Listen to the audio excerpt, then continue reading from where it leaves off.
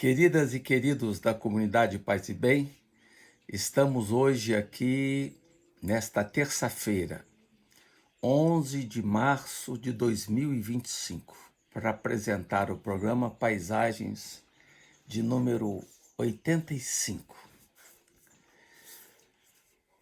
Vamos hoje trabalhar um tema muito especial que já até abordei em outros momentos aqui nos nossos programas. Eu dei como título Inseridos na Teia da Vida.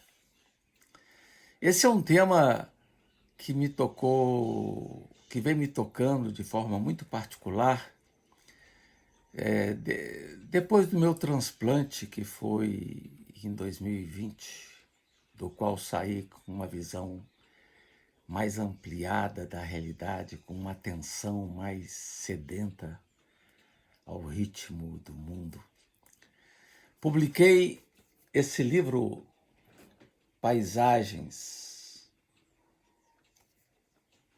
nas veredas da travessia, que tem na sua capa os cogumelos. E no segundo artigo do livro, que eu tenho muito carinho por ele, o título foi A Teia Colaborativa do Mundo Invisível, segundo artigo do livro. E eu quero retomar um pouco essa temática aqui, né? Esse livro, Paisagens, foi publicado em 2024 pela editora Apres, de Curitiba. E na primeira parte do livro eu tratei o tema do diálogo.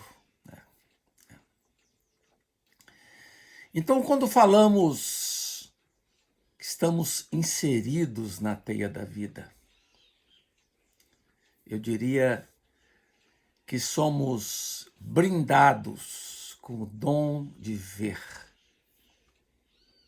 Como dizia Teilhard de Chardin, no seu livro O Meio Divino, nada é profano para quem sabe ver. Somos, então, testemunhas da abundância de vida que nos rodeia por toda parte, por cima, por baixo, pelos lados.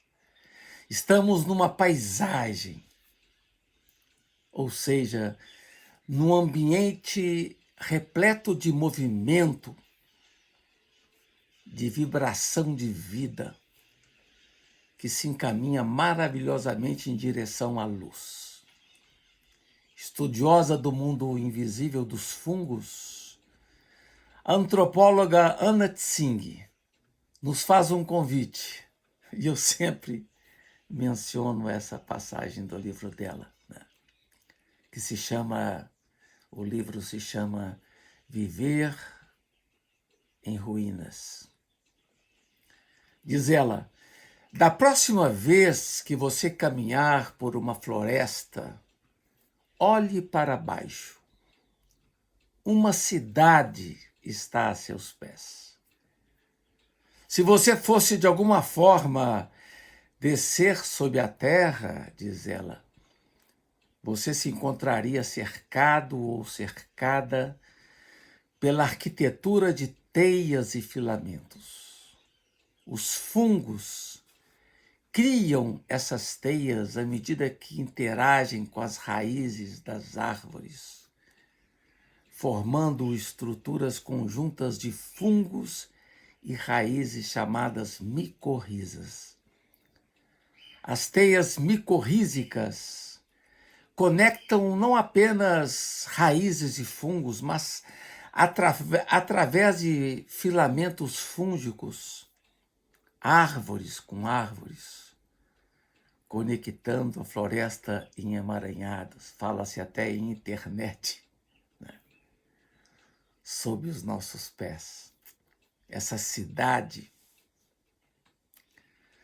subterrânea é uma cena animada de ação e de interação. o que existe sob os nossos pés é uma verdadeira cidade subterrânea, movida por vivas e criativas interações e transações cosmopolitas.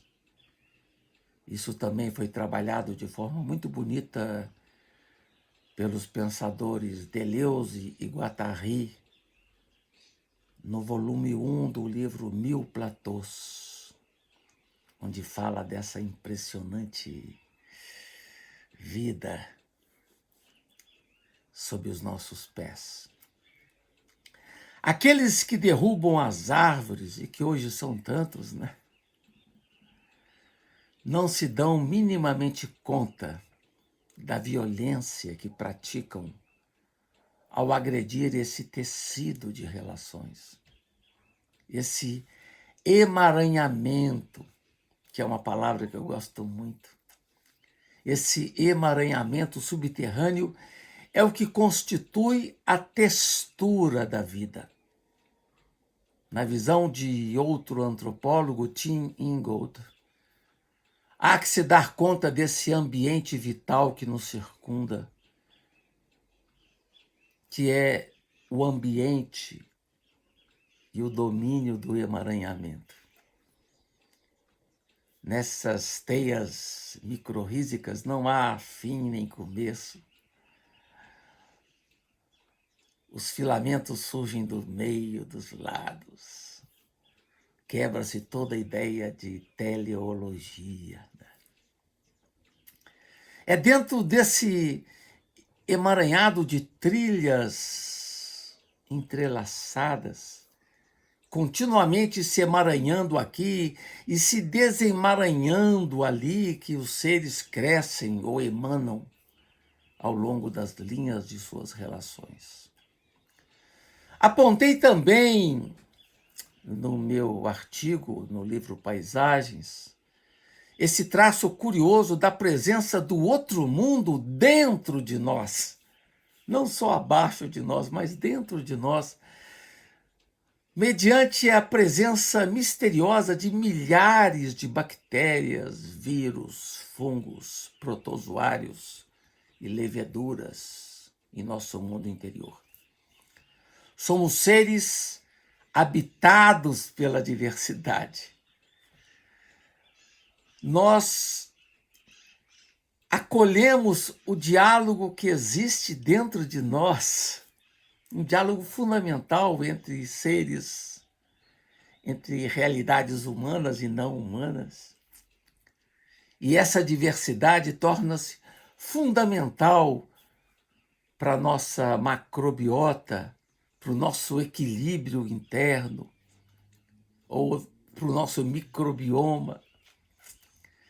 Como afirmei no meu livro, essa maravilhosa teia de vida não está, portanto, apenas sob os nossos pés, está dentro de nós, de forma esplêndida, extraordinária, misteriosa. Como disse a premiada escritora Olga Tokarczuk,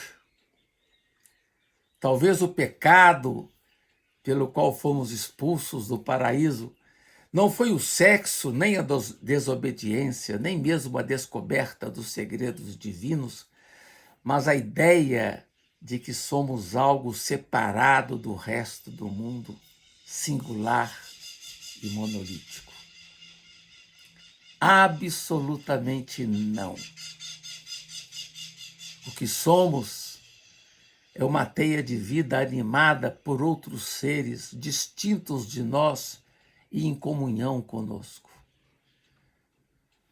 Utilizando uma expressão de Donna Haraway, nós somos criaturas da lama e não do céu.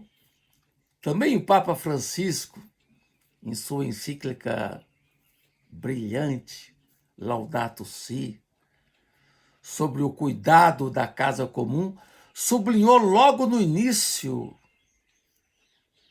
da encíclica que nós mesmos somos terra. Nosso corpo é constituído pelos elementos do planeta. a variedade presente em nossa macrobiota é a garantia da saúde de nosso organismo. Incrível, incrível constatar que em nossas células humanas há a presença intrigante de organelas chamadas mitocôndrias, originadas em bactérias aeróbicas primitivas, ou seja, mesmo nas células humanas há a presença do inumano. Essa mesma constatação veio primorosamente apontada pelo escritor José Eduardo Agualusa, em artigo publicado no O Globo, de 22 de fevereiro de 2025, 22 de fevereiro de 2025, chamado, com o título A Nossa Metade Não Humana. Agualusa fala da presença em nosso corpo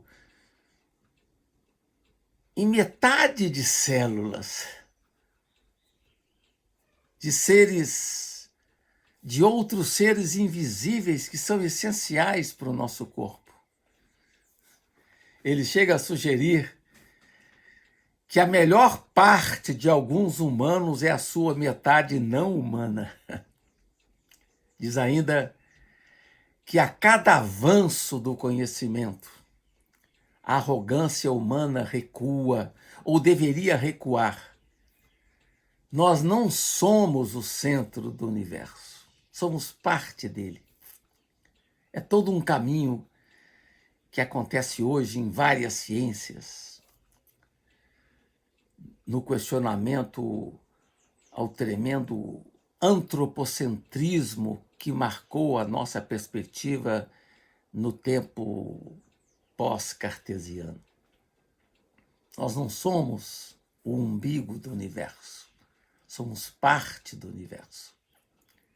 Não estamos apartados da natureza, somos a natureza. Não somos uma forma de vida superior, somos a conjunção harmoniosa de inumeráveis formas de vida. Sem dúvida, o diálogo também está dentro de nós, como um convite aberto para vivermos essa experiência essencial na relação com os nossos amigos humanos. É incrível o poder de resiliência de fungos e cogumelos. São muito mais resistentes do que os seres humanos às adversidades. O seu poder de ressurgência é impressionante. São poucos os ambientes onde se veem obstruídos. Brotam por toda parte. Mesmo nos ambientes mais devastados, perturbados, comprometidos, eles mostram sua presença viva nas paisagens devastadas.